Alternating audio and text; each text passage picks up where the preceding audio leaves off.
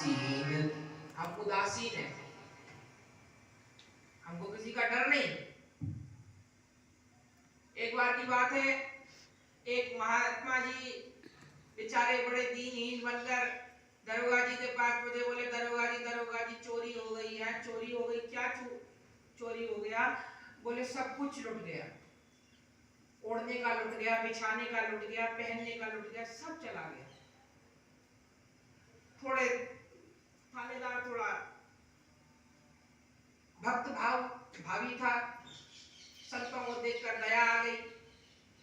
अब थानेदार के लिए तो बड़ी बात है नहीं पता लगाना कि कहाँ गया, तो थोड़ी देर में खबरियों को लगाया, पता चल गया। बुलाया चोर को, दो चार चांटे मारे। अरे बोले महाराज कुछ थोड़ी चुराया, ये कंबल था, ये दिया था। और कंबल साधु के हाथ में जैसे थानेदार ने दिया, उसपे तो ऐसे लिपटा लिया जैसे सोने का हीरा हो, हीरा और सोना हो, और पकड़ के लिपटा के बोले महाराज आप तो रिपोर्ट लिखवा रहे थे कि ओढ़ने का चला गया, बिछाने का चला गया, पहनने का चला गया। बोले अपना तो सब कुछ ये कंबल ही है, जब ठंड लगती है तो ओढ़ लेते हैं, जब रात को सोना होता है तो बिछा लेते हैं। कहने का मतलब हम उदासीन है, मैं कोई आशा नहीं है कि हमको कुछ मिले।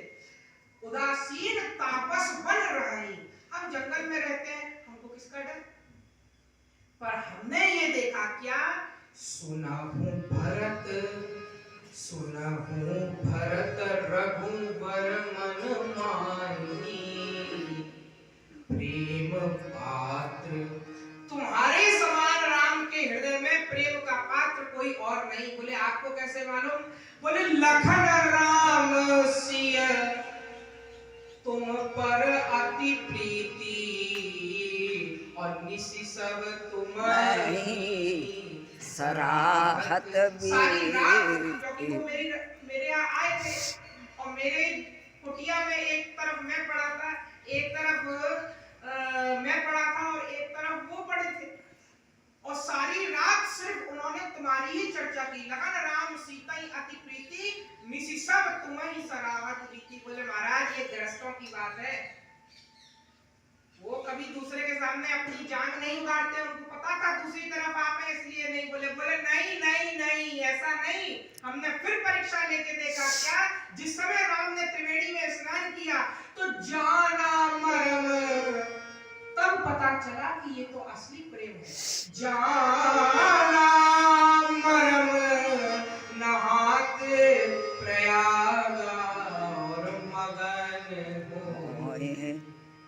जब संकल्प में पंडों ने कहा जम्बू द्वीपे भारत खंडे भारत वर्षे, भरत सुनते ही राम एकदम सुध बुध होके तटस्थ खड़े हो गए। जाना मरम नहात प्रयागा, मगन हो ही तुम्हारे अनुरागा।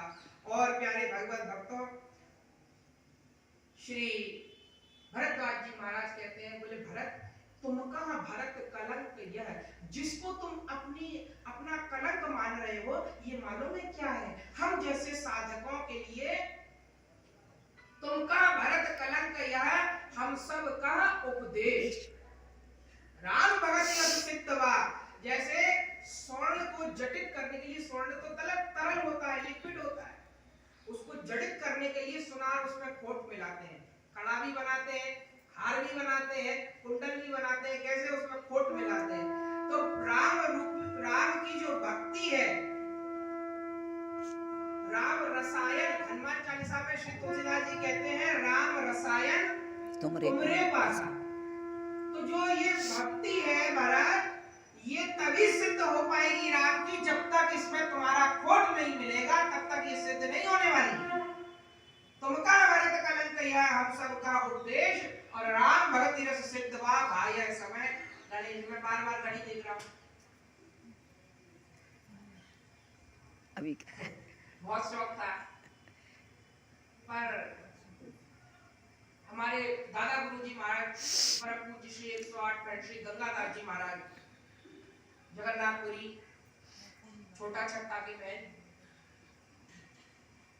किसी भी साधु के हाथ में घड़ी देखते तो बहुत गुस्सा होते थे। क्यों पहना है? गहना है क्या? कोई काम टाइम पे किया है? जब कोई काम दुनिया का ना सोने का टाइम है, ना उठने का टाइम है, ना बैठने का टाइम है, तो फिर ये घड़ी लगाकर ठाकुर की कथा क्यों कर रहे हो? उन्हें तो जो होना है, तुलसीदास जी महाराज कहते हैं कि सारे समाज के संग भरद्वाज जी ने भरत को आमंत्रित कर लिया। फिर सोचते हैं, बोले ये मैंने क्या किया, कोई छोटा मोटा आदमी तो नहीं, राजा है, चतुरंगनी सेना है, उसको मैंने आमंत्रित कर लिया, इनका भोजन भंडारा कौन करेगा। मुनि ससोच पाहुन बड़ देवता, और तसी पूजा चाहिए जस देवता। अपनी रिद्धि सिद्धियों को प्रेरित किया और भरत के लिए एक कुटिया में, तुलसीदास जी महाराज कहते हैं अभी भी भरद्वाज जी को भरोसा नहीं है, एक परीक्षा और लेने चाहते हैं। तो सोचते हैं, बोले भरत बाहर से तो राम राम जप रहे हैं, और होता है